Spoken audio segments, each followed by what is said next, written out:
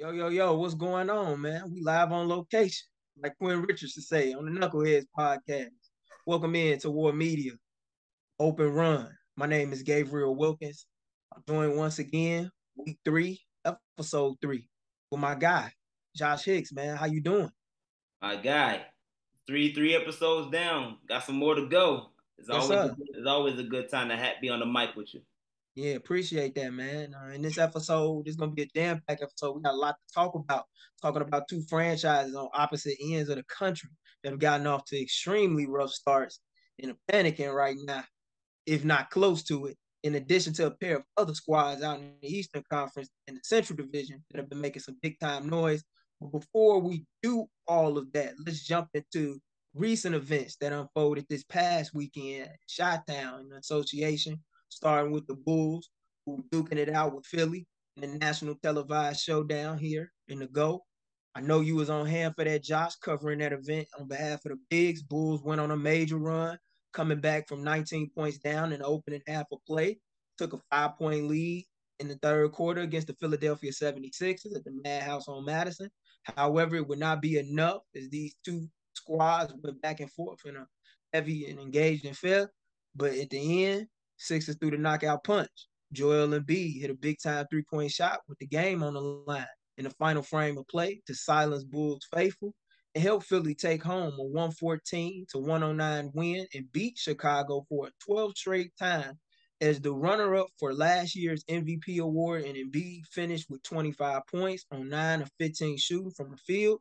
DeMar DeRozan, who reached the 20,000 point mark last week against the Spurs in San Antonio, his former mates, shout out to him on that, led the Bulls with 24 points, while Nikola Vucevic scoring at 23 points, hauled down 19 boards, hitting 5 triples, and arguably his best performance of the young season thus far in a valiant effort. Josh, man, I know you was on hand at the game. Saw you talking with Goran Dragic. You know, he's talking about the play of Patrick Williams defensively, helping him get back in that ball game as well as trying to, establish a strong level of chemistry with him in spite of playing the majority of his minutes with Derrick Jones Jr. and Andre Drummond, who was actually out of that game against Philly, as well as Ayo Dosunmu due to injuries.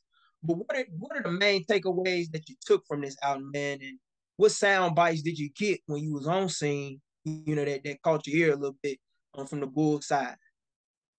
Pretty much two, for at least for me, 2 points. The first point is the fact that Andre Drummond was missed dearly in that game, man. Andre Drummond, what he brings to the table, not just offensively with his rebounding, and setting screens effectively, but defensively, being able to hold his own in the paint again and being able to move laterally from a quickness perspective with someone like a Joel Embiid who is so good offensively. To be able to miss that type of presence would have helped the Bulls in a lot of ways to not have such a huge deficit at the point in time that they did, or even get a chance to even get them over the hump. Goran Dragic definitely talked about how Drummond's presence was definitely missed, and he was more speaking more specifically from a pick and roll perspective, knowing that since he set good screens, it would have made his job a lot easier to facilitate an offense and create shots for other people. But the reality of the Bulls is outside of that, yes, Mm-hmm. there's a lot of positives about from Patrick Williams' game's perspective. He was much more aggressive on both ends of the floor. They did a terrific job in actually guarding and maintaining James Harden. Yes, he had 20 points, but he shot 1 of 10 from the field. So you pretty much made his life difficult on the court offensively when it comes to scoring the ball. And Patrick Williams was one of those main guys that guarded him all night amongst the rest of the team. So that was a positive sign. But the problem the Bulls always have is these slow starts, man. They always Yeah, start off slow and they find themselves in huge deficits. The second unit comes in, saves their butt, and they continue to and they bring such energy and presence and create a rhythm and flow for the off for the first unit to come back in and eventually maintain throughout most of the game to give at least themselves a chance. Right? That's a problem. You can't keep getting yourself in deficits every game, especially to start off the game. Billy Donovan addressed that issue when asked in the press conference at the game, and he pretty much said he doesn't know why that is. but he has to evaluate that starting five. And he said he's going to look at evaluating that starting five to see if any changes need to be made because when you have DeMar DeRozan, Zach LaVine, and Nikola Vucevic as your big three in your starting lineup, there's no reason, especially if you have, but I know obviously Aya will be starting, but Right. even with that, you still had three of the top players in the whole entire league. There's no reason for you guys to be having these slow starts. There's no reason why you should be going back, being down so much, not in double figures, by almost getting dubbed in within the first 6 minutes of the game. That should not be that way. And that's the unfortunate reality the Bulls are dealing with right now, and that needs to be addressed. But those are the two things that stood out to me the most, and how the Bulls are looking towards improving on those things and making the necessary adjustments for as they got a tough schedule this week from a games perspective. With Brooklyn going to Brooklyn, which is not an easy task, and you also got to deal with Boston later on that week on that Friday. So they're gonna have to really pick up the pace, especially and start these games off strong. Otherwise, it's gonna be long nights, continuous long nights that the Bulls just don't need to put themselves into. I'm glad you brought up the slow starts point because that's something that stuck out to me a great deal through the first 7 games of the year for the Bulls, man. They gotta rectify that. They definitely have to rectify that. I do believe as you brought up that Andre Drummond was sorely missed. Saw a lot of the highlights as I was toggling back and forth between Bulls and Sixers and Hawks and Bucks, which was a game that I told a lot of people to watch out for last week on our show. But when I was talking back and forth and watching the Bulls game, I noticed like there were far too many times where Embiid just had his way, and he looked like he looked like he was shooting over like small baby chairs, if you will. Like I saw Alex Caruso get caught up on the switch against him. You know, I think it was Harris or Maxi took a 3-point shot, missed it. Man, it was like 4 bodies on him, but everybody super small. Like they didn't have no answer for that. I think that the Bulls right now are missing a true floor general who can get them within their sets. Lonzo Ball is just as much as important as Andre Drummond, even though he has yet to play a game, and we know that he's rehabbing, still nursing that injury, his knee injury. But man, like they miss him big time because they don't even have pace. And every time I watch the Bulls, man, especially in that half court, DeMar DeRozan, man, just has to save like each and every single night, man. It's like they gotta help him. They gotta help him, and it's a bad look though. I'll say this: it's a bad look anytime your big three each scores 20+ points, but no one else steps up to the occasion. Patrick Williams did play well defensively. He had a couple of moments, hit a 3-point shot, made a basket inside the rim and whatnot in the third quarter. But like Philly outscored them. Their bench department outscored the Bulls by like 15 points. That was the story of the game for me. But what was the morale in the locker room like on the Bulls side, man? Like, those guys still got their heads up because, like you said, they got a rough 4-game stretch starting off with Brooklyn this upcoming Tuesday night, as well as the Hornets and the Celtics on the road, as well as the Raptors. Matter of fact, 3 out of their next 4 games on the road. Yeah, I mean, the locker room is everybody's positive. Everybody's morale is high. That's They good. understood that that game, specifically that game, when you're playing against James Harden and Joel Embiid, two top tier superstars in the game, and knowing what they bring to the table, it's going to be a tough assignment to fulfill. And they gave it their all with what they had at that moment. They understand that, and they know that changes have to be made. From a play perspective and energy perspective to start off these games. So that way they don't get in these deficits. They understand that. The biggest thing, though, for me that highlights and covers up a lot of those things is the fact that the team, they understand the bench role players, they understand the importance of maintaining that high energy coming off the bench because they know sometimes that offensive burst is not going to be there to start the games. And Goran Dragic told me, that it's very important that they have to maintain those things because once you maintain that, 9 times out of 10 for the most part, once the Bulls get going, they're tough to beat. But it's a matter of actually maintaining that consistency for a full 48 minutes of a game, not 40. And Yep. and that's where the Bulls are struggling with. And the bench comes in after those first 8 minutes to help bring up that intensity in the way that they do. So they understand that it's just a matter of figuring out the kinks to make sure that they can fulfill playing a full, consistent game of 48 minutes of basketball, and not just energy wise, but execution wise as well. And another thing that needs to improve as well with the Bulls is locate shooters on the defensive end, man. I seen way too many open looks given up due to defensive breakdowns or communication on the floor. Guys got to do a much better job of talking to one another. Tobias Harris was getting off the other Mm-hmm. night. Yep. And Tyrese Maxey coming in fresh off of a 40 plus point performance against Toronto, he had his moments as well. They got to improve that. Like even in the final play of the game, the big time playing the clutch minutes, you saw Joel Embiid, who typically rolls to the rim with James Harden, and that pick and roll combination was unguardable for the Bulls. They had no answers for that, but he popped out. You got Yep. to know your personnel. Like Joel Embiid, not no one trick pony. Yeah, he could get it on the block, but he know how to step back and let it fly as well. And he did that in a big time out. And even throw the Bulls fans even more on the IG saying he Aaron Rodgers. Discount double check. Yeah, Yeah. like he said he owned the Bulls right now, man. He said he got real estate on Madison. I can't blame him anytime you won 12 straight, in a row, not in that building, consecutively, but in a row.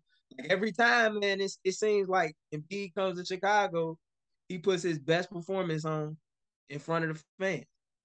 Let's put it this way. I do have to give a special shout out to Tobias Harris because last week I drilled the heck out of the Trevor Noah And we look. talked about the six.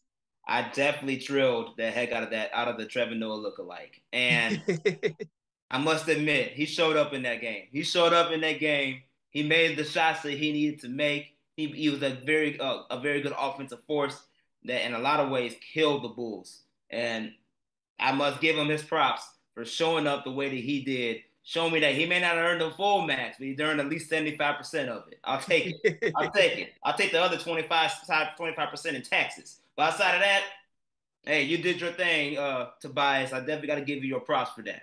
Well, I know Philadelphia taking a lot out of taxes because that's not a friendly place to be living when you making a bunch of money out on the East Coast.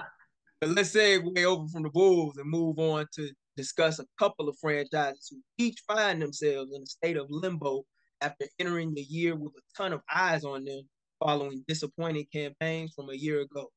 The Brooklyn Nets entered this week as losers of their last four straight games after dropping yet another contest on their home floor at the Barclays Center, once again in stunning fashion. Brooklyn's latest loss came at the hands of a young Indiana Pacers squad led behind the stellar play of Tyrese Halliburton, as well as 20-year-old rookie wing Benedict Mathurin as the new backcourt duo for Indies combined and scored 58 points on Saturday night, all the while shooting 15 for 32 from the floor in their victory against Brooklyn.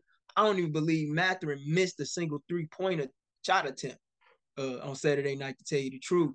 Nets have dropped 5 out of their first 6 games to open up the year and have allowed over 120 points per game over the course of their 4-game losing streak and ranked near the bottom in defensive rating to start the year, having given up over 120 points per 100 possessions. Meanwhile, the LA Lakers are also off to a slow start out in the West. Currently off to their second worst start in franchise history this year, despite boasting the likes of LeBron James, Anthony Davis, and Russell Westbrook, despite ranking among the top in the league in defensive rating. Unlike the Nets through the first 6 games, Lakers entered the top of this week as the only team that had yet to win a game until they captured their first win on the 2022-2023 season by 11 points, knocking off Denver to cap off their weekend at home. Something that could largely be due to their Offensive troubles, as we know that this team is ranked dead last in 3-pointers made and 3-point field goal percentage. Josh, man, let's get straight to it, man. Cut to the chase. A year ago this time, many people thought that the Lakers and the Nets were a surefire matchup waiting to happen in the NBA Finals. Mm-hmm. Lakers couldn't even finish in the top 10 of the Western Conference standings to even have a fighting chance at a playoff spot in the play-in round. Didn't even get there. Nets, on the other hand, had a bunch of injuries pile up. James Harden wanted out, gets sent to Philadelphia in exchange for Ben Simmons, who wasn't able to play, nursing back injury after holding out, Philly. Long story short, they were a playing team. They make it to the playoffs, but get swept by the Boston Celtics in a year where there were major championship aspirations. Which team do you believe turns it around first? In my opinion, I started off. I think I'm gonna give the upper hand to the Lakers, and I did think I would say this, but the reason why is because they're at least playing solid defensively. If they can find a way to make shots like they did on Sunday evening against Denver, and find a way to play inside out, I think they'll be fine. The Nets, on the other hand, they leave a lot to be desired, especially on the defensive end of the floor. The effort's just not there. They're not even contesting 3-point shots. It got to a point watching the game against Indiana the other night. I'm like, you got to start running guys off the 3-point line. This is getting out of control. Whew, man. Let's put it this way. Earlier, when I thought about this question, I was thinking, you know what? The Nets have the better chance just because they have the established offense from a desired perspective that LeBron James wishes he had. They got the That's shooters, true. they got the shooters. They do got other perimeter all-star play. And for the most part, talent-wise, when they finally put it all together, it really can work. But I must admit, Brooklyn is too much of a reality show right now. I don't know if they really that focused on the basketball side, because A lot of people thinking that too. I've because heard a lot of people. You're not the first person I've heard say that. yeah, it's not. It's and obviously, I am a huge Kyrie fan. I am a huge, Kevin Durant guy. I know it's gonna take for a nice little minute for Ben Simmons to stop, to start eventually get himself back into the swing of things. But I got my question marks on Steve Nash. I don't think he's the coach for this team. And the way it's showing right now, even on the offensive end, there is no flow. There is no connectivity on the offensive end fully to where they can. It's pretty much just the Kyrie KD show, and it's like that can only go so far. You're gonna need to have your other shooters come step up and making plays. You're gonna have to eventually have put Ben Simmons in situations where he can exploit things to his strengths, and over time, I mean, we know it's going to take time because Ben Simmons hasn't played in so long. But Steve Nash has had now 3 years to work on the coaching side of things and to know when to make adjustments and when not to. And so far, I don't see any type of improvement from any of those 3 years. I don't see any of it, and it's showing in the way they come out every night and play, not just offensively, but like you said, abysmally defensively. So because of that, and just the fact that the Lakers and LA, California loving has Anthony Davis, who I hope can stay healthy, but is dominant when he stays healthy. But you got the King there too. King James knows what he's doing. He is that dude. He may not carry a team, but he'll make sure he'll put you in the right state to get you to that next level. So I'm leaning. I was leaning with Brooklyn beginning of the show. But I must admit, I had to change the heart. I had to switch. I had to switch. I'm not taking.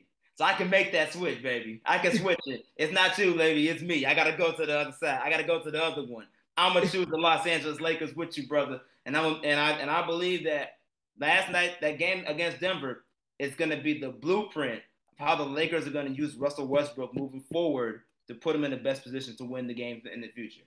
And I'm glad you brought up Westbrook, Josh, because he's seen his role change after starting in over 1,000+ games throughout the course of his career, and now he's coming off of the bench. And for the first time, he looked like he was really enjoying himself on the floor, attacking the paint, working as a cutter, scoring, as well as facilitating, taking 3-point shots with confidence as well.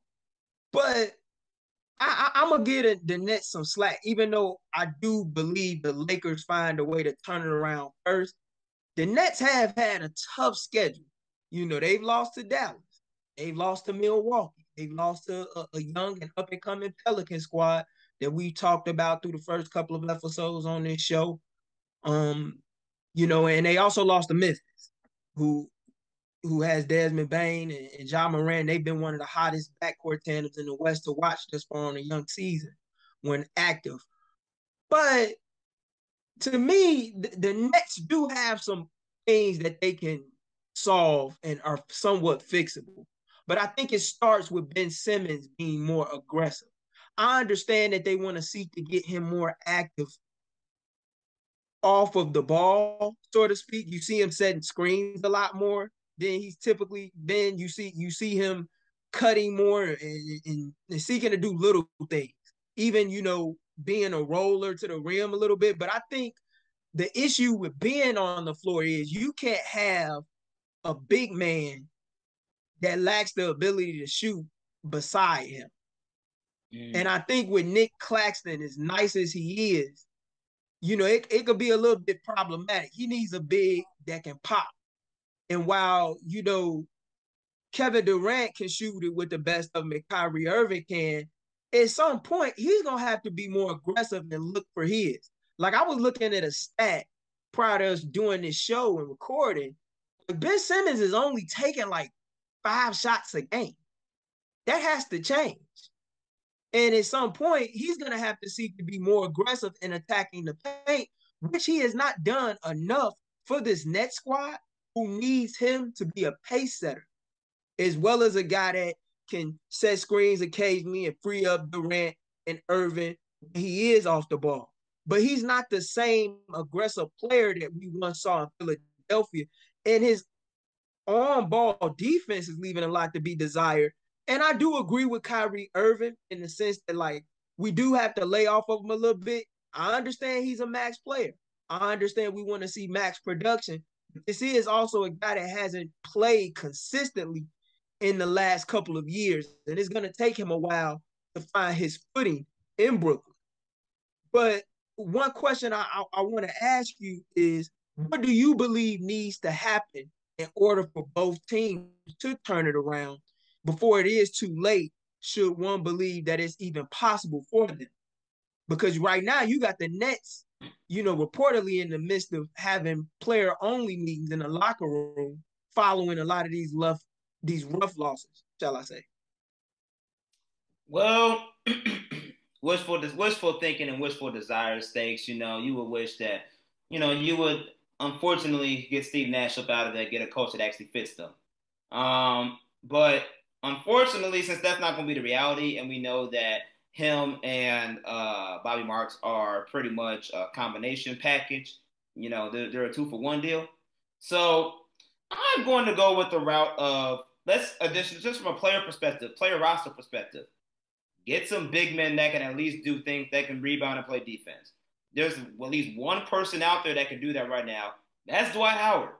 He knows he's capable of doing that. And quite frankly, he feels disrespected when he went on Shay's podcast the other day, talking about why he doesn't understand why he's not on the team because of the things that he can do. So I would use that as motivation to say, oh, you think you can do this? All right, let me give you a chance to prove it. Knowing that the Nets need big men depth. I would go with that and see if he could change that defense, especially in that second unit when you don't have a KD and a Kyrie Irving on the court with you at the same time. I think that's an option that they should do to help improve their chances because they already have everything else that you could ever ask for. You got the shooting, you got the ball handling, you got the playmaking, and you got the skills of Ben Simmons when it comes to point forward esque pushing the ball And like you said, eventually working better towards creating that pace. Nets are going to be fine as long as you just get that additional big man. They'll be in better shape by doing that. Now going into Laker Town, the Lake Show is a beautiful thing when you got LeBron James and Anthony Davis over there. But I do think that there is one person that is eager to get the hell out of Indiana so much he went on Yeah. a podcast and said, "Hey, if I was the Lakers, I'm looking to getting me." Oh, you putting yourself out in the market. Okay. Well, Rob Pelinka, get your head out your butt, make the calls to the Indiana Pacers, and get Buddy Hield and Miles Turner to the Lakers.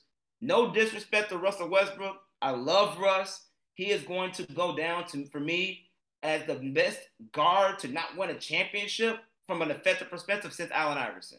That's who I think he is going to become because he's such a dynamic player.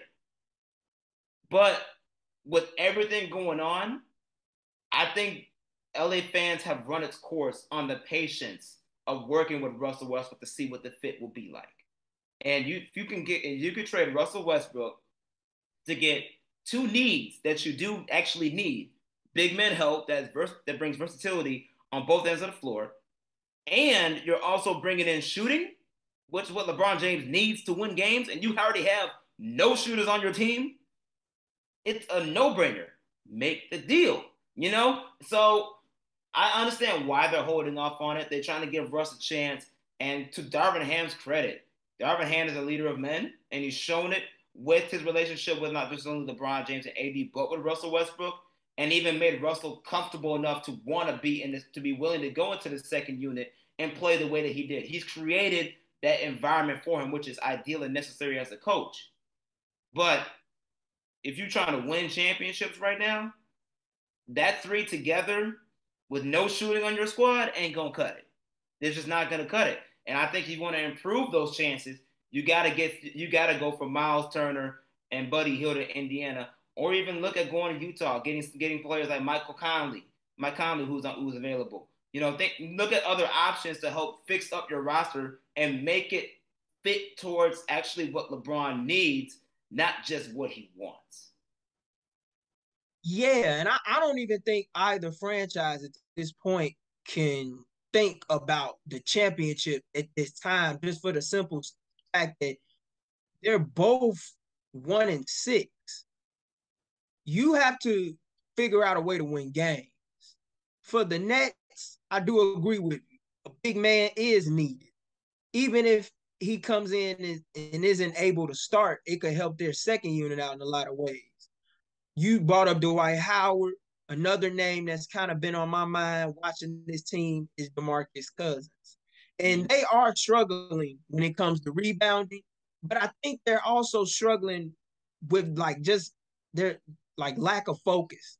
Like there was a play that stood out to me watching the game against the Pacers the other night where off of a 3-point shot attempt miss, Ben Simmons is boxing out and is in position to get the rebound. But he takes his eyes off the ball, and I think it was Isaiah Jackson, the backup big man, got it for Indiana, and then went back up and dunked it on him. And it's like, what's going on? Like, where's the effort and execution? And another thing that Brooklyn has to do, they got to get healthy. Like Seth Curry is just coming back from his ankle surgery that he had this past summer. Joe Harris is just coming back. And then, they also got a piece this summer that we have not seen play in live NBA action since December 29th, 2020. You know who that is? He could damn sure help this second unit if he shows any semblance of what he showcased in the bubble when the league was out in Orlando a couple years ago in the middle of the COVID pandemic. And that's TJ Warren. That's who they missing. And I think that they still have time to get things turned around, but they gotta do it quick. And I'm not so sure that Steve Nash is safe. I think that the more they lose or the more they fail to capitalize in games where they have leads and they continuously blow them, such as the game when they lost against Dallas last Thursday, and the game on national television when they lost to the Bucks on Wednesday, his seat gonna get hotter and hotter by the day, man. Like he's not safe. And even though the players like Durant and Kyrie are backing him, saying, hey, we got to be more accountable. We got to be more locked in and focused and engaged at both ends of the floor to win games. Hey, this is a business at the end of the day. And it comes down to what's in that left-hand column and that right-hand column. If you got more in the right-hand column than you do the left, you ain't doing it right. So, that's something that they're going to have to think about. As far as the Lakers, I think what needs to happen with the Lakers, it's a make or miss league. You just got to hit shots. We saw what they did last night. When they hit shots, it opened up everything. And most importantly, limiting the turnovers. That was the thing that was breaking the Lakers back through the first 7 games of the year. Too many turnovers. He did a great job of taking care of the basketball against Denver the other night. And hopefully that translates into more success. But I will say this, they are playing for Darvin Ham. That's something I do notice. Whereas the Nets, on the other hand, I don't know if they're really playing for Steve Nash. They seem to be playing for one another. But if they are, they're not doing a great enough job of that, which is evident because that's why they're hosting so many of these player-only meetings early on to start the season. But I do understand your point with Miles Turner, though, man. Like, he made it clearly obvious on the latest edition of the Woj Pod that he's tired of being in these trade rumors and that if I'm on the block, I have services that I can provide you with. If that's not the ultimate PR move, man, I don't know what is, man. He It just getting seemed like it. for real. He's ready to go. He said, "Ship me now." Yeah. Like I'm ready to go. I don't blame him. I don't blame him. He should be on a contender. He definitely should be on a contender. Indiana is in rebuilding mode, so give him his dues, give him his wishes. And not to mention he's been a loyal professional to that franchise from the beginning as well. That's the least you can do is just pay him his respect and put him in a franchise where he can do good. And honestly, Russ in Indiana actually could be a good fit for him. I do think it could be a good fit for him.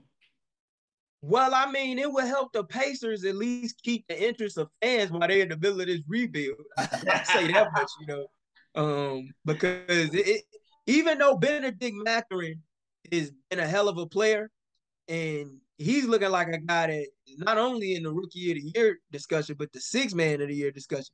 At some point, they're gonna have to take Chris Duarte out the starting lineup and put him next to Tyrese Halliburton on a full-time basis because he's showing improving through the first several games of the year. But I want to move away from Tinseltown in the borough that is home to the bridge to talk about another pair of organizations that are off the stellar starts in the Eastern Conference this year after both squads earned some big time wins within the last week against their fellow conference counterparts. After suffering a tough opening night loss at the hands of the Toronto Raptors, the Cleveland Cavaliers have found a way not to miss a beat. They have won 5 out of their last 6 games to start the year, and most notably behind the stellar play of all-star guard Donovan Mitchell, who, in spite of the absence of Darius Garland, who's nursing an eye injury at this time, has managed to score at least 30 points or more in 5 out of his first 6 games, is the man known to many as Spider, posted 38 points and shot 12 for 20 from the floor to help the Cavs knock off the New York Knicks in their most recent affair in a 13-point victory, including another majestic performance and arguably his finest of the year to date against the Celtics out in Beantown this past week. Mitchell linked up with Caris LeVert, who started in the backcourt beside him, to score 41 points apiece and help the Cavs overcome a 15-point deficit in TD Garden to knock off the reigning Eastern Conference champions in overtime. We spoke about LeVert. LeVert scored the last 11 points in OT to help the Cavs seal the deal. While on the other hand, not too far away from the Milwaukee Bucks are doing their thing too, and they are for blood. They remain the lone unbeaten team in the NBA, led behind the stellar play of Giannis Antetokounmpo, who linked up with Drew Holiday this weekend in a 2021 Eastern Conference Finals rematch to score 34 points apiece and help the Bucks knock off the Atlanta Hawks by 8 points in a marquee showdown. These two teams, man, we're not gonna get a chance to see them play against one another until Wednesday, November the 16th at the Fiserv Forum in Milwaukee. From what you have seen thus far in the limited action, this is still a young and early season thus far? What's impressed you the most with these two teams to start the year? I think you have to go with Cleveland. I mean, obviously we know Cleveland was on the rise, and they had young core that's very talented, and still had some growing pains to deal with, but they're like right there, and really making things competitive, that much competitive in the East. But then you bring in superstar Spider, who not only came this year, look for with a new change and a new location, but with a chip on the shoulder, and he's showing the world right now that it don't matter who on the court with me, I can get the job done. And that is something that we saw at times in Utah, but not to the full extent.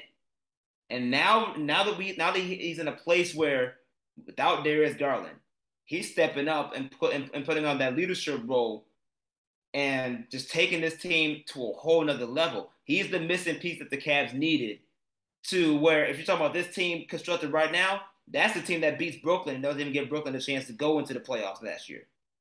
That makeup of what Cleveland has right now is special, man, and that it's hard to dismiss what Donovan Mitchell is doing on a new team, with new staff. He's gelling very well with Darius Garland, even though they only played a couple, 1 or 2 games together. It seems like that backcourt is going to be very smooth, and I think what another thing too with Cleveland is they have the depth to match up with any team. When you talk about big men, when you talk about reinforcement from the guard perspective, you got Karis LeVert coming off the bench. You have Kevin Love coming off the bench. And those are just a couple of the big names that they do have, along with a very young big time lineup between Jared Allen and Evan Mosley. So Milwaukee is going to have that's going to be that's probably going to be their biggest threat right there is the Cavs for the Bucks. In the Just because, Central Division, yes, you saying because I want to make that clear, and I know divisions in basketball don't hold the level of significance as they do in Major League Baseball and the NFL. But you saying right here right now that the Cavs are the biggest threat to Milwaukee in the Central Division, where you do have a Bull squad that's going to seek to give them a tough challenge for the second year in a row, as well as an up and coming Piston squad. You believe that? yes, sir. And the only reason why I really do have faith right now that that's going to be in the case is the fact that Cleveland has the length to deal with a Giannis. They have the legs to deal with a Giannis. They have the depth to deal with a Giannis. And and not just comparison with Giannis per se, even from a guard perspective, they have guard play that can somewhat size up with Milwaukee's guards. Yes, Milwaukee has Drew Holiday. Yes, they had Chris Middleton, but you also have the superstar power along next to Donovan Mitchell and Karis LeVert. You got Okoro on the other wing. Like you got guys that could combat offense for defense in a matchup perspective and keep things really tight and close if there was a square off in the series. So when you think about just in the regular season, yeah, the Bulls gonna give the Bucks some trouble. Pistons may even give the Bucks some trouble. The Central Division is not just a throwaway division. No, it's not. Everybody's good in that league. But we're talking about series for series, 7 games in playoffs. Cavs have right now the most depth and the firepower to hang with the Milwaukee Bucks in such a way to where they can challenge them. Bulls right now don't have all that they need, the reinforcements needed to actually challenge Milwaukee in the way they need to challenge them. Obviously, and the Pistons are still young. They'll make games competitive, but they won't. But they're not going to like necessarily be the team that can knock the Bucks off the top of that mountain. Cavs is that team right now that's nipping at those heels, letting it be known like you don't start moving, I'm going to bite you. And I'm glad we having this discussion because since the second tenor of the LeBron James era in Cleveland, Milwaukee has pretty much dominated the Central Division. They've been in class of it. They've won the last 4 consecutive years. They've won at least 55 games or more twice within that time span. And they've earned the top seed in the East overall twice within that time span as well, including one run that culminated in championship in 2021. But what's impressed me the most with both of these squads, because this is a Cavs and Bucks segment. What's impressed me the most is with Cleveland, even though they are built like an old school team, when you got Allen and Mobley as your 4-5 tandem, they don't play like these most of these other bigs. Even though Mobley can stretch the floor and shoot the 3-point shot, like he can back you down inside too. Jared Allen is a pick and roll nightmare and an elite defensive player, a guy that could easily be in the running for Defensive Player of the Year award. But they still find a way to get the job done. And Donovan Mitchell, man, I watched that Cavs and Celtics game the other night, and as I said last week on episode 2, Open Run, that was going to be one of my main games to watch last Friday. He getting it done on all 3 levels of the court, man. How you want your buckets, he giving them to you. Mid-range, check. 3-point range, check. Getting to the cup, check. Like he put a move on Marcus Smart at the top of the key and went up for a two-handed jam in Boston, man. Like it silenced the crowd. And I was very impressed with their performance as a group, because even though they had built the early lead, they were down at one point by as many as like 15 to 18 points. And they still were able to come back, man. That's a huge win. And if they could get those type of performances out of Karis LeVert consistently, it's gonna be scary hours in Cleveland. It's gonna be real scary hours. I understand he followed up his 41-point outing with a 1-point dub, but even though he scored only 1 point, they got other guys and complementary pieces that we're not even highlighting. And I'm gonna show some love to, like Dean Wade, who's been in the starting lineup for them, solid defensive guy on the wing, can shoot the 3 ball. He hit like 6 triples against New York on Sunday. Donovan has been lights out, especially operating in a pick and roll. And one thing about Donovan, man, that makes him so fun to watch, you cannot speed him up and you cannot slow him down. Once he finds a way to get going to that hole, good luck. Man, you gotta put a wall up on him when he attacks. But like he's a guy that you can't, like he's just real smooth and subtle, man. And he's very patient when it comes to getting to his spots. And he looks like a true veteran on the floor who each and every year is continually growing. I mean, like he averaging over 30 a night. Yeah, it's definitely scary, but I'm telling you, there's one person that's gonna be knocking on that door. Brown gonna be like, "Hey, AD can't play for a full year. Russ is driving me nuts around over there in LA. Y'all got an extra spot for me to come home. I'm bring Brownie with me. I'll bring Brownie with me. We'll win a ship together. Come on, let me come back home real quick. Because I do know one thing. With those rumors going on during All-Star Weekend last year about how he's open to potentially coming back home if it means Bronny gets to play, I know he didn't think the Cavs are going to be this good like they are right now. He's itching. I would not be surprised if he itching in the back of his mind like, hey. If he didn't sign that extension early in the middle of this summer, rather, I would take you up on that offer. But I will say this: just watching a lot of their games on League Pass, man, he would fit with them very well, very well. He would fit in very well with this team, and this team is currently constructed has an incredible back line that he did not have when he was there with Kevin Love and Kyrie. Because as we know, that final year in Cleveland, that defense was not the same compared to what it was when they captured the championship 2 years prior. So, man, like he would fit. And then Kevin Love has really embraced his role as the sixth Yeah. man. Albeit, one could say that he's overpaid to be in that seat. He's playing his behind off, man. Like we saw in the Bulls home opener against Cleveland, man, pick and pop king. Wasn't Yep. missing. I think he went like 5 or 5 from 3. Didn't miss at all on the night. When they shooting like that, they're gonna be tough to beat. And they're one of only 2 teams right now in the association to be in the top 10 in both offensive rating and defensive rating. I think Phoenix is the other. So yeah, Cleveland's one of them teams, man. They on the rise. And Milwaukee, I got to give Milwaukee some credit too. Coming back off of a off of a conference semifinal round exit, suffered at the hands of the Celtics. The way that they're playing defensively right now, they're not giving up as many threes as they once used to.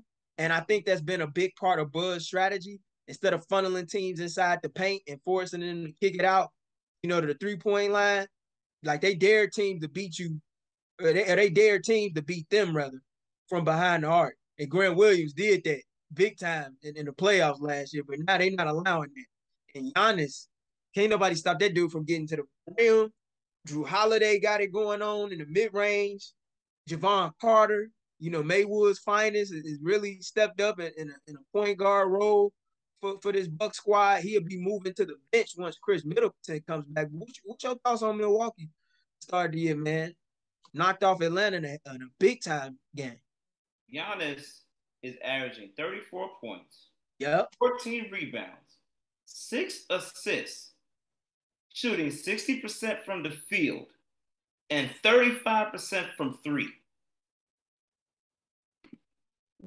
The hell? Like you cannot stop that. That is pure dominance. That will always be the X factor of why the Milwaukee Bucks are undefeated right now. That's dominance on all levels of the floor. And it helps that you do have complementary pieces like a Drew Holiday, like a Chris Middleton, that can help get you over the hump. But what you see now is what happens when you actually experience the mountaintop. Now that they went to the mountaintop, now that they've seen that what that trophy what it's like to have that trophy and to get that ring, yeah, they had a little turbulence along the way and on trying to get back to that title round. But they learning from that. And you can tell by the way that they playing, okay, now we're serious now. We not getting bounced out in the second round of a playoff series ever again. We trying to go at least minimum Eastern Conference Finals. And Giannis is setting the standard. And that's what it looks like when you try to win every year. And like the way that Giannis is performing, man, it's special to see. Milwaukee, we talk about Cleveland, how it can be scary hours in Cleveland. It can be scary hours in Milwaukee too if you don't find no way to slow Giannis down. Because it's gonna be a long night for you to guard him. Yeah, I know it's only a couple weeks away from now, but that's gonna be a huge game when Cleveland and Milwaukee links up at the Pfizer on November 16th. That's definitely a game that fans and followers of our show want to keep an eye on, is that could have big time implications out in the Eastern Conference. But I want to push the show along, man. We're gonna play a special game this week. Is we recording this on Halloween, night. We're gonna call it NBA Trick or Treat. I'm gonna start off talking about the Portland Trail Blazers. Some of these teams that we're talking about in this trick or treat segment are teams that have really shocked us, teams that we didn't think would be at the top of the standings or among the top in their respective conferences, but here they are. Like I said, the Blazers, led by second year head coach Chauncey Billups. I believe that they have won 4 out of their first like 6 games, and they currently sit among the top 5 in the West. Got a top 10 defense. We've known Portland's defenses to be atrocious over the last couple of years, man. They beat Phoenix in one of their early games, even though Damian Lillard is out for the next week or so due to a right calf strain that he suffered against the Miami Heat this past week. Are the Blazers tricking us, man, or are they treating us to something special? They treated me real nice with a nice filet mignon on the plate, brother. Cause the way that D Lillard is coming out with a vengeance. Dame said it's Dame Dollar time. I'm fully healthy. Well, we came into the season fully healthy for the first time in some years, and he's showing what Dame Dollar really is when he's fully healthy, man. Averaging 31 points, and he's thriving with the younger sidekick and Anthony Simmons. And I don't know about you, but the way Shaden Sharp is playing right now, if he continues to emerge along with the Nasir Littles of the team, along with what we know what the Jeremy Grant of the team can bring to the table, Them boys are dangerous, and they may not be a top five team per se in the Western Conference, but you don't want to play them in no playing tournament. All you give Dame Dollar one game, it's a wrap. So I'm telling you right now, yeah, they may not have gave me the super big porterhouse 25-ounce T-bone steak. They may not have given me that, but they're giving me a nice sirloin. They gave me a nice moist 10, 12-ounce sirloin that's enticing for me to eat as I'm watching them go through or blazing through the beginning part of this season. Yeah, and yeah, let me correct myself there. The Blazers are actually 5-1, not 4-2, 5-1 to start the season. And as I currently see right now, they entered with a half a game lead over the Suns for the top spot in the Western Conference as of Sunday, October 30th, a day prior to us recording the show. So they're a team to definitely watch. Do I think they're tricking or treating us? I'm gonna say I'm gonna say right now, I think they kind of triggered us. Even though Anthony Simons has had a hell of a start to the year, he's shooting the hell out the basketball, shooting over 35% from three, posting career high numbers, and he seems on the verge of putting together a career year. I really want to see if this defense is truly for real, man. I gotta see it because there have been too many times where Portland's defense over the last several years just ain't been it. And even though it is a new era and they do have some pieces that I think fit Dame's game well, such as Jeremy Grant being that 3-and-D wing that was missing, I think some of those pieces may have came too late. And I think Portland at some point in time is going to have to assess and evaluate the future. I'm impressed with the start that they've had to the year thus far. But as of right now, I'm gonna say that they tricking us. I still believe in Dame Dollar. And I do believe if they are playing a team like Josh said, no one is gonna want to see them because in those type of games, win and go home situations, I mean, we saw it in the bubble what he did when Portland earned their player in spot in the bubble to face the Lakers in round one, even though they got knocked out in 5 games. Like we know what he can do on that stage, but Nurkic, I still got some questions about defensively. It comes down to defense with them for me. Offensively, I think they'll be fine, even with Dame being out over the next week or so. I think they'll be in games, but I gotta see it. I just gotta see it more. I gotta see it. So right now, I'm gonna say that they tricking. It's cool, man. Chauncey Billups is gonna bring them on. He's gonna bring them through. It's all good. Well, I hope so because if he does, that would be a major bounce back after a disappointing year one. But a lot of that, you know, was you could say was scheme, but then some of it was due to personnel and not having the proper personnel around them, to be successful. But I want to move on to another team that shocked a lot of people, a team that we all thought would be maybe in the same situation as the Nets and the Lakers are right now, and that's the San Antonio Spurs, man. They 5-2 through their first 7 games of the year, led behind Hall of Famer, future Hall of Fame coach rather, Greg Popovich. A start that most people didn't expect. They went to Philly, knocked off the Sixers, went to Minnesota, knocked off the Timberwolves, knocked them off again recently at home. Jakob Poeltl's having a big year, putting up double-double numbers. Keldon Johnson is putting up big-time numbers, averaging a career best in points per game, shooting the lights out from three. Doug McDermott is even having a resurgence in the Alamo land. This team that's shocked a lot of people, man. You think they tricking us, or are they going to be treating us to a great 2022-23 campaign? I'm gonna respond in this way. They're treating us to Cabo next year. That's what they're treating us to. They're treating us to Cabo. Because in the words of Greg Popovich, how dare you sit here and say in the beginning of the season that we're a championship team? They ain't going nowhere. They're trying to get Victor. They're trying to go to France. Ain't nobody got time for this. So but to your point, yes, they shocked the heck out of the NBA world. And Keldon Johnson has shown that this is my team. I have arrived. Big shout out to him. Even in the way that they played the Bulls recently, they came out blazing and really sent a message to that team, to the league regarding that game.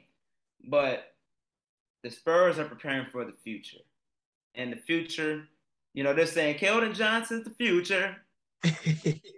See, play them well, go to the lottery, and get the best pick for me. Like that's them. They're gonna go get Victor. All right. And they're gonna do everything they can to make sure that happens. Even if that does mean not, putting themselves in a situation where they ain't gotta win too many games. They don't want to completely blow themselves out the bubble. So they treating us just not with no candy or no real positive stuff. They just treating us a trip to Cabo by the time the season ends. So basically, you saying what I'm saying. Oh, they They tricking, they baby. they trick they They tricking tricking, us in baby. they tricking us in the grand scheme because I'm gonna tell you they knocking down 3-point shots with the best of them. That defense isn't what Pop's defenses used to be in the Tim Duncan era. But with the way they currently shooting the basketball, they treating us to some stellar performances right now. But I agree, long term, yeah, man. I think the teardown is coming soon. If it do get out of hand, RC Buford and them definitely making some moves because they don't impact the core, of course. But I've been impressed with what I've seen thus far, man. Like they shooting the hell out the basketball, and Keldon Johnson especially is Yeah. doing it, and Jakob Podol is looking like a guy that might be in the conversation to lead the league in rebound, man. He's making a big time impact on the glass and actually finding a way to come into his own after a lot of people within the Raptors front office were so high on him prior to dealing him away in the Kawhi Leonard deal from a few years back. But man, yeah, I think San Antonio tricking us, man. They definitely trying to get Victor Wembanyama it would be in their best consideration to do it. If you think about the foundation of the Spurs over the last 30 years, it was always predicated on the bigs. David Mm-hmm. Robinson, Tim Duncan. Don't try and get to those playoffs. Try and get your guy, San Antonio. Try and get your guy. I mean, you gave up DeJounte Murray to the Atlanta Hawks for little to nothing. It had to be a reason for that. It had to be a reason. And I think sooner rather than later, we're going to find out why. All right, moving away from the Spurs, want to talk about the next team in our NBA trick or treat segment, the Atlanta Hawks. Now, even though this was a team that came in with the expectations on building off of their previous success, they have overachieved a great deal, at least to me, through the first 6 games of the year. They're 4-2, led behind the stellar play of Trae Young and DeJounte Murray. Hawks only are a game and a half out of the top seed in the East right now. Trae Young is averaging a career best 31 and a half points per game, while DeJounte Murray is putting up 20 points and nearly 7 assists per night, shooting over 35% from three-point land. Atlanta currently ranks among the top 10 in offensive rating, sitting ninth overall.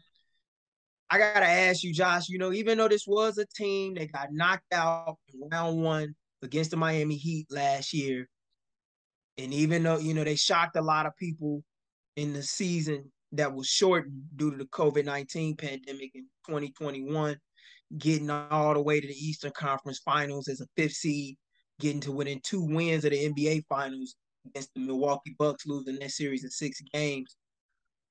Is this team tricking us with their hot start early? Or do you believe that they're treating us to a great campaign in year one of the Trae Young and DeJounte Murray regime? They tricking. They tricking. And I say they're Okay, tricking. I say they're okay. tricking because just like you say down the line, when we talked about the I think it was the Nets. I think it was the Nets. Where you said I just got to see more down the line. I'm like that Yeah. with Atlanta. I got to see more down the line because the X factor for me that's going to really get the Atlanta Hawks over the hump, DeAndre Hunter, and I need to see how he plays down the stretch now that he's healthy. I need to see how he comes out and performs down the stretch for this team as we go through this season. If he plays at the way that we know he can be, I'm not no problem. They can keep tricking me with all the candy they want. They can start trading me some real food. But until then, I gotta see more. I just gotta see more. I gotta see more myself, but I'm gonna go on a limb, and I believe that they actually gonna treat us this year. And I agree. DeAndre Hunter is the biggest X factor on this Hawk squad. If he can find a way to stay healthy and be that two-way player on the wing that we know he's capable of being, the Atlanta Hawks might have a third star and their star that they desperately need on the wing to make that rise up and ascend in the Eastern Conference. I was shocked that they have started off as hot as they have. Even though, they won a couple of gimme games that they should have won, I would say, against the Pistons. They showed me something against Milwaukee the other night. I saw Trae Young not settling for as many shots late in the game as he has in the past. You know, like he was taking some mid-range shots. I wonder if that's the DeJounte Murray influence. I do. Because DeJounte, he's not afraid to do that, even though he can, shoot the three ball at an exceptionally high clip. But yeah, DeAndre Hunter is going to be a key piece for this group, as well as Clint Capella. But I think they for real, man. I really do. I think as long as DeAndre Hunter stays healthy, he'll continuously build off of what he showcased in the playoffs. Because he had a couple games against Miami in the playoffs, man, that made me wonder, like, man, if he ever just stay healthy, what could they get? Because I think they got a bargain with him on that extension. So I'm looking forward to what Atlanta does and to see how they progress. But I think they for real. I don't know if they top three for real, but I wouldn't be shocked if they in their top five come the end of the season, man. Because the one thing I do like that Nate McMillan is doing, he's staggering both Trae and DeJounte. He keeping at least one of them on the floor at all times. And I think that's going to help alleviate Trae as the season goes on, something that he did not have last year because he had to carry so much of a significant offensive load being that primary playmaker. Yeah, I mean, I all great points that you made. I just know that, like you said, as long as DeAndre Hunter does his thing, I think the Hawks will be fine. But I also know that Lou Williams needs to continue to do his thing with his wings at Magic City. So when I come down there to see those Atlanta Hawks, I can go give myself some wings. Okay, so I need that to continue, which I've heard is doing phenomenal down there in Atlanta in the ATL. So maybe I can kill two birds with one stone, and hopefully they can. While the Hawks are treating me, Lou Will and them lemon pepper wings at Magic City can do the same thing for me as well. I don't mind getting two meals.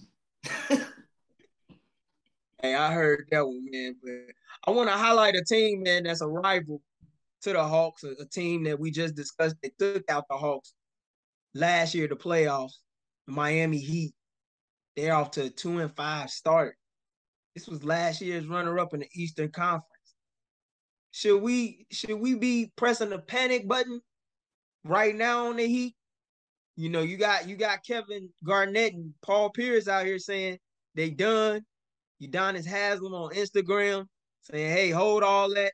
Last time I checked, I remember when we knocked you guys out and ended, y'all reign atop of the East. What you think about this current Heat squad, man? I think they missing some pieces. I think they missing PJ Tucker dearly, and I think that's playing a big role too. But do you think this start is tricking us, or do you think we in for a treat and that they'll find a way to rectify everything in time? I would say there was trick. I would say they would be tricking us if Jimmy Butler kept his dreads. But since he cut his dreads off, I'll go on and say they're treating because let's be serious. This is the Miami Heat we're talking about. This is a team that if they ain't get it right in the beginning, they're gonna find out in the middle of the season, going to the end of the season. They'll make the playoffs every time, and they're always a component that everyone fears to play against because of the fact of that Jimmy Butler effect, along with the shooting of Duncan Robinson and the new and the new Slim Shady out there on the court and Tyler Hero. And on top of all of that, let's be serious. This is Eric Spoelstra. He is the coach to fear in the Eastern Conference as well as the NBA in general. So I believe with the structure and everything they have over there, UD ain't gonna let them go like that. The OG ain't gonna let them go out like that. They're gonna be fine. They're just going through a little bit of a turbulence right now on their path to the NBA to a potential NBA Finals run. But yeah, they'll be okay. They're gonna treat us right. D Wade's restaurant down in Miami Beach is going. They're gonna treat us right over there real soon. You know, I believe in Laspostra Nostra too. I believe in him. I had to bring him up because we talk about teams that could be either, deceiving us or teams that could actually be legit. I don't want to throw away the key on Miami just yet. I don't, but I will say this. If it continues with the way their books look, moves will have to be made either this winter at the trade deadline or in the offseason because it's a lot of big money going to guys. And if they don't, live up to the bill, it could be some trouble on the horizon and guys being departed up out of there. But speaking of Dwayne Wade, I want to talk about a team that he holds ownership interest in, a team that actually inspired this NBA trick or treat segment. This was a team that nobody saw coming, getting off to a high start.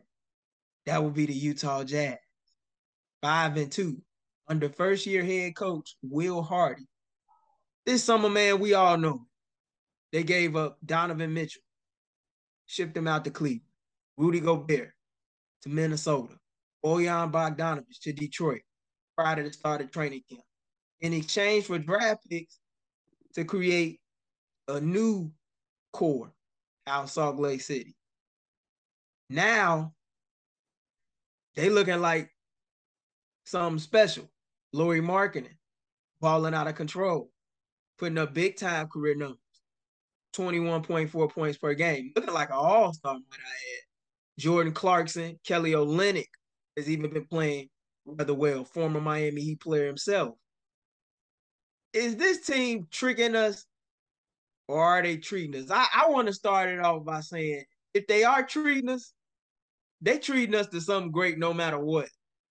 But I think if Danny Ainge don't break these guys up or make some moves, this might be a 2019-2020 Oklahoma City Thunder situation.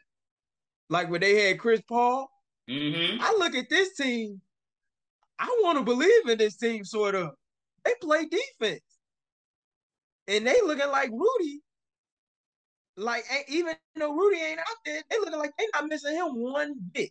Walker Kessler has provided some excellent defense off the bench.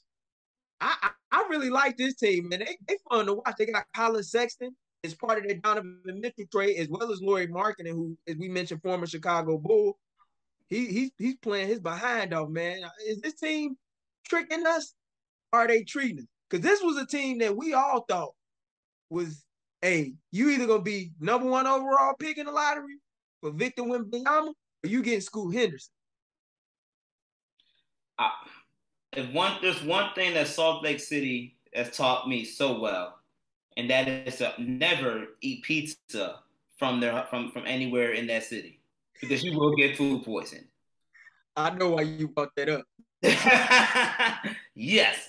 So with that being said, as much as this pizza looks so good with you in Utah right now, I'm not gonna eat it because at the end of the day, we know what Utah really wants. They want that top pick.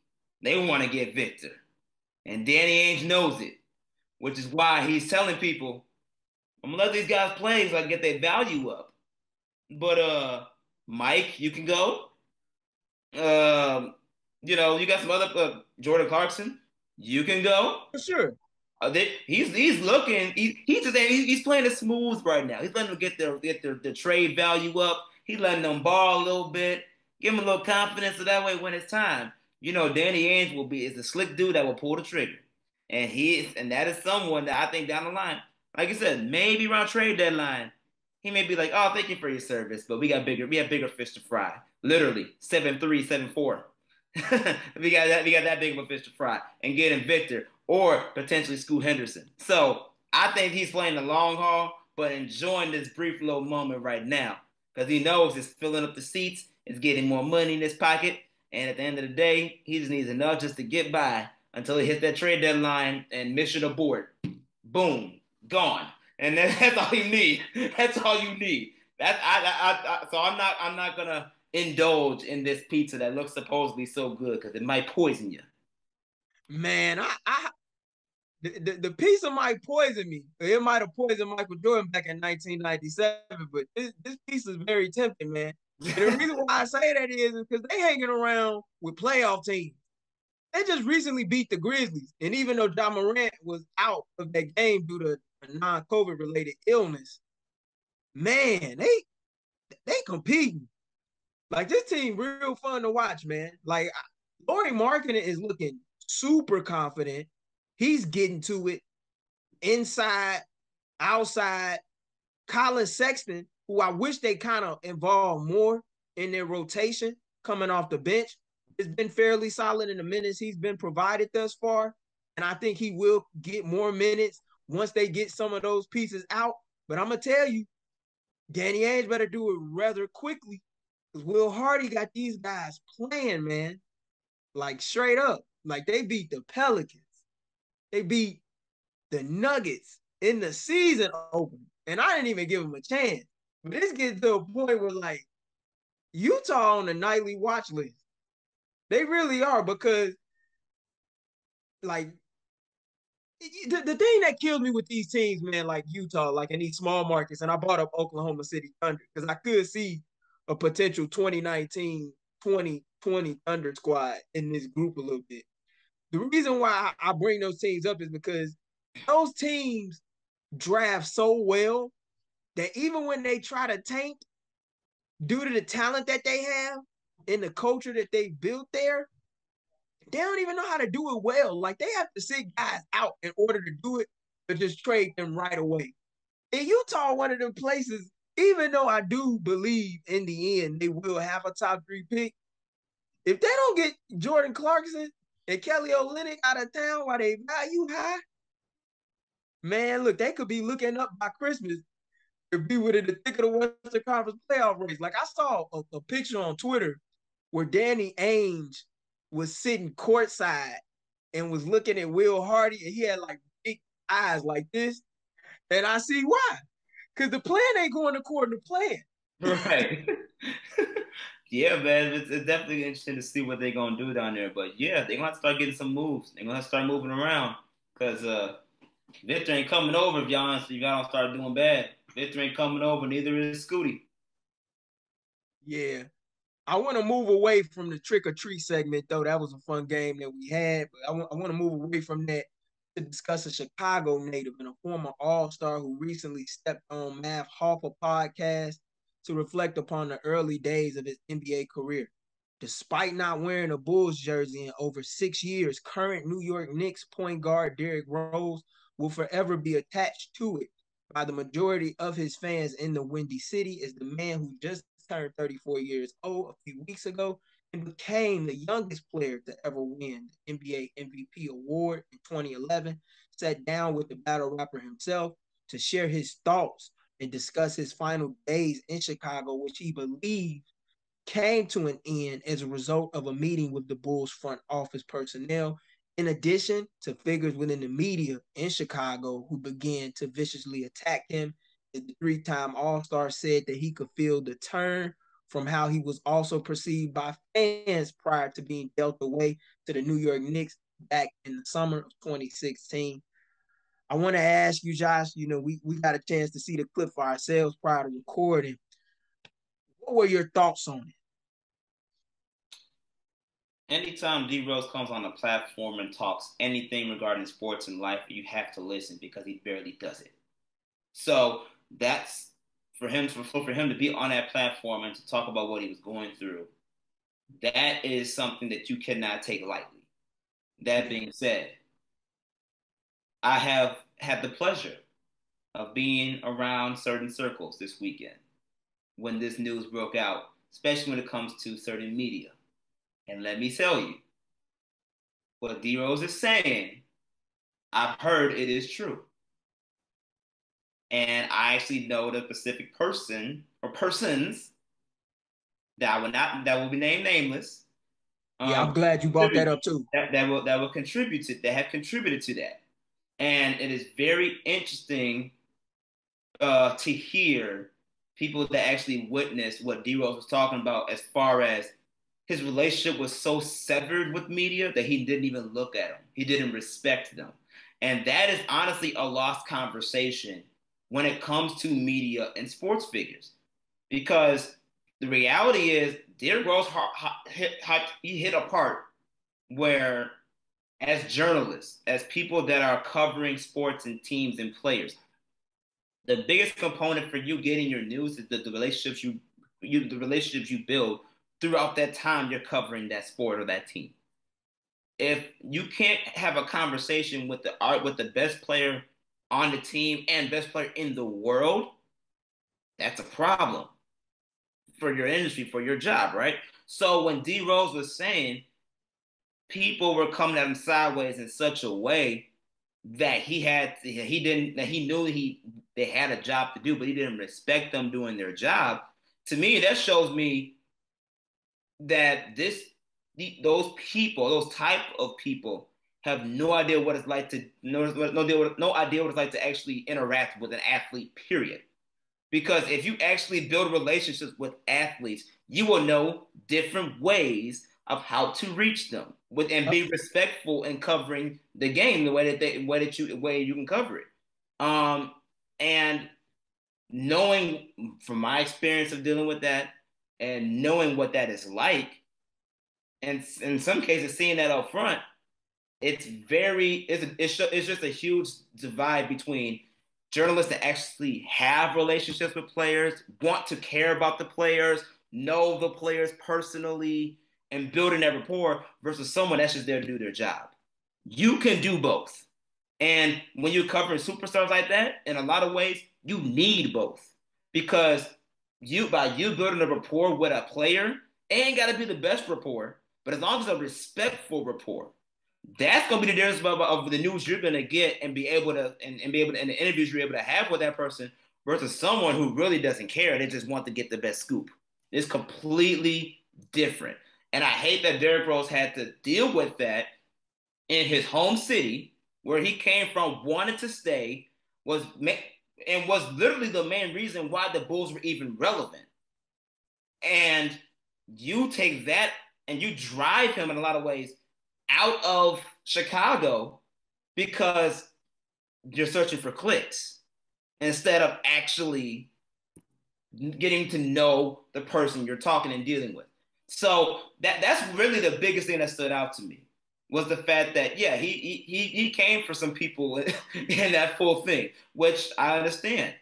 But it also just highlights the true fundamentals of journalism, period, and the importance of what it means to build rapport with your sources so that way you can effectively perform truthful, fair, honest journalism without derailing whatever relationships you have that come along the way.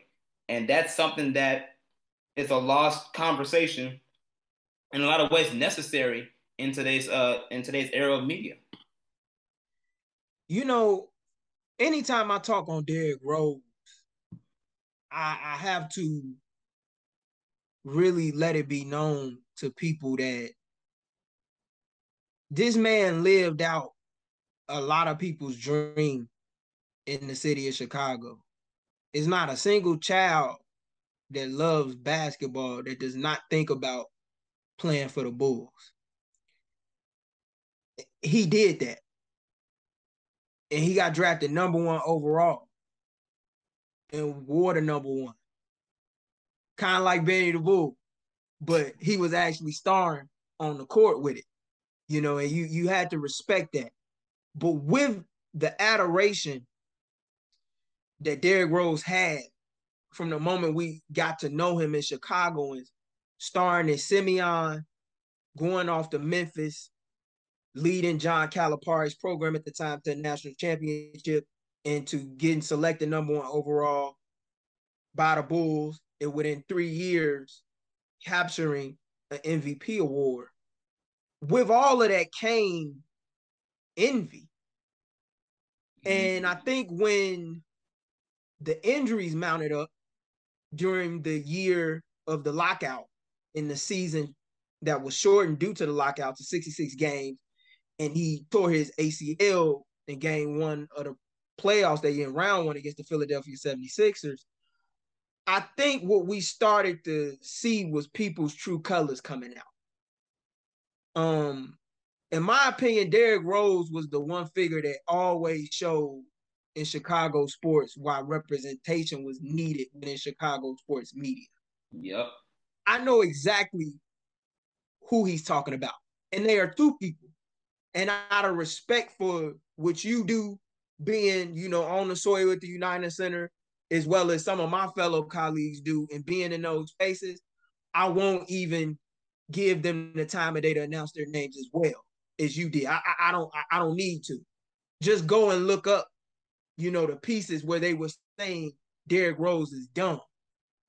Just go and look up the pieces within the Chicago Sun-Times where a specific writer was seeking to jab and throw shots at him every single time he either did not suit up due to injury or made comments in regards to saying, hey, I'm concerned as to whether or not I'm going to be able to walk in my child's graduation. Yeah. Real life concerns, even though he was a professional basketball player that was getting paid millions of dollars that he earned, millions of dollars that he had been working towards from the moment he was like a fifth or sixth grader at Beasley Academy. We it's some people who actually know Derek Martell Rose in this city, and it's some people who think they know him, but they don't know him. Right. And even though they know him, you don't necessarily have to be within a close, confidential circle of his to really know him.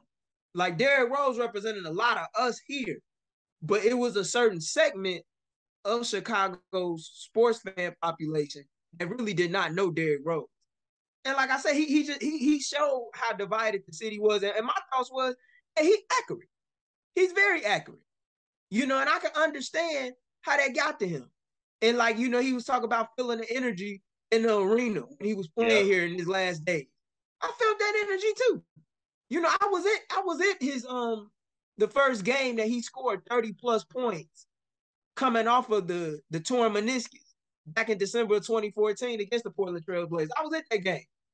And yeah, fans were cheering him on, but early on, like leading up to the game, didn't nobody expect that. People was like, oh, 1 minute he want to play, next minute he don't. They never sought to know Derrick Rose as the person. They didn't. And, and realize that just like all athletes in the NBA universe and in professional sports in general, that they're human. Yep. And I felt it too. And it's something I get very emotional talking about because a lot of people don't get it. They really don't get it. And even though Derrick Rose has had documentaries told on his career, to date, and even though his career is still going on, I really don't think some of us truly know the full story. And it's sad because if you don't, then you just wasn't paying attention. Right. You just wasn't paying attention. And I think he had a lot of envy. And the two figures that he's talking about, I understand why he's talking about them. And I do believe that once he started to assert himself as a man beside his brothers, Reggie, Dwayne, and Allen, yeah, I could see how the front office took that, because Reggie was the one that was always handling the business. Mm-hmm. Yeah, man. It was. I was glad to see Derrick Rose speak up for himself in a way that he hasn't done before, and the fact that he's now comfortable to a point where he can admit really truly what went on behind the scenes from the player's perspective. Because you already know there's two sides, there's two, two sides to every story, both two ends of the street. True. We've always heard the personnel, Bulls front office version, but now we got to see D Rose's side of things. And as someone that has been in locker rooms, as someone that has played the sport, as some and things of that sort on a certain on a certain athletic and elite level, I know exactly what he's talking about. I know No, what it's you do. like for people to, interview you and at times misconstrue what you say. Like Yep. I know what it's like to, you know, even interview athletes and have to let them know ahead of time, hey bro, I'm here to do my job, nothing against you. I just want to let you know why I'm here. Because they automatically think in their mind, oh no, I can't talk to him. He's gonna exploit me. It's Yep.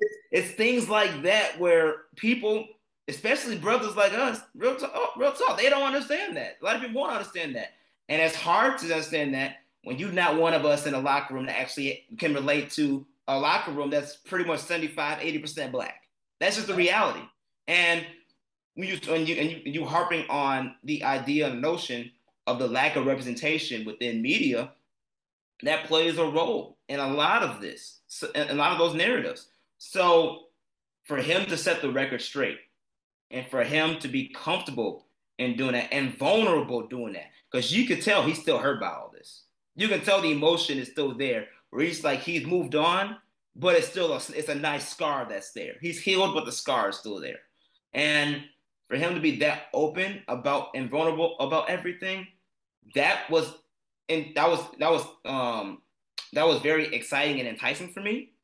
And at the same time, remindful of the fact that KYP, know who you're dealing with. You're Yep. dealing with an athlete, a superstar athlete that's from home. I mean, I know he was probably going to deal with that type of, the excruciating, negative connotation that media can bring. But there's certain levels and certain levels of things that there's just rules you just don't do. And, in media, and that's unfortunately how it went for him and how he dealt with those things. I'm just glad he put it out in the air and I can relate and understand truly what he's talking about. And obviously we support him.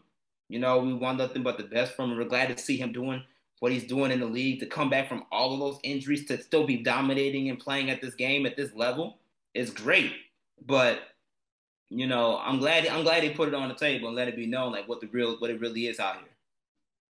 I am too, and I think that shows maturity and growth. And I think that scar, unfortunately, is always going to be there because it didn't have to end that way. And it's one thing to criticize a guy's in-game decision making, what they're doing on the floor, but when you start throwing personal dabs, insulting a person's intelligence, not really getting to know that person, understanding where they're coming from and who they truly are, then it the lines get crossed.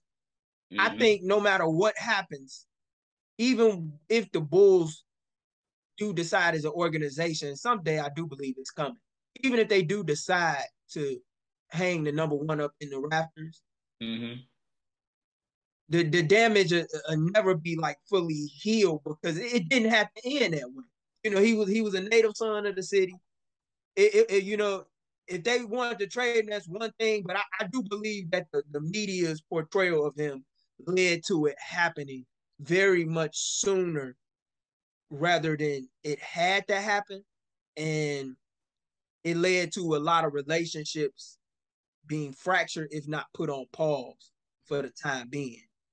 But I'll move on from that as we get into the closing segments of the show. To ask you, what's one game that you got your eye on this week? For me, I'm gonna go with Raptors at the Mavs on Friday out in the Dallas Metroplex. I'm just gonna put it out here right now, man. If you ain't been watching what Luka Doncic has been doing through the first 6 games of the year, then you need to pay attention. If you got league pass, you need to pay attention. 30 points or more through his first 6 games. I think he's the first player since Michael Jordan in 1986 to do that. Um, he's been the straw that stirs the drink in Dallas's offense, and he continues to do that. He's been doing it since his rookie year. Ain't nothing changed in year 5. Looking like he's only getting better with time. Yeah, man, that's a game that you highlighted. That's definitely one of the ones we're going to see. But I'm going to watch another game that's actually happening at the same time as the Raptors Dallas game. That's going to be the Golden State Warriors versus New Orleans Pelicans. I like that. I'm going to watch. I got to see what Steph and them boys do against this really strong core that the New Orleans Pelicans have to offer. That they can actually really hold down the weight with this, going against all that firepower that the Warriors have. So I'm definitely going to be paying attention to that. And of course, the games we're watching is on a Friday night, so I don't have any plans on Saturday morning. So guess what? I'm gonna stay up a little late, and I'm gonna watch the Trailblazers play against the Phoenix Suns. I gotta see how my boy Dame Dollar comes up against CP3 and that Phoenix Suns lineup. It seems like the Phoenix Suns have been finding their way and getting things done, but like we talked about earlier in the show, them Blazers right now, they treated me real nice with the sirloin. So I need to make sure that I get another sirloin steak as I watch them go against the Suns in the Valley. Hopefully Dame is cleared in time. It's looking like he's gonna miss some time, but even if he is, you still got the young rook Shaden Sharp, Jeremy Grant, Anthony Simons. Yeah, I think that still makes for an impressive matchup. So that's a game I'll have to check out myself as well because I don't have any plans on Saturday morning myself. But that, concludes this edition, an open run this week. Appreciate you guys tuning in, checking us out. Make sure to check out all of our shows on the War Media platform. You can check out Bears pre and post game shows every Sunday. Check out Saul Rodriguez on the At Bat podcast. World Series going down between the Phillies and the Astros. Gonna be interesting and exciting to see who comes out of that. Continue to check us out. We here, we ain't going nowhere. We see you guys next week. For myself, Gabriel Wilkins, my man Josh Hicks. We out.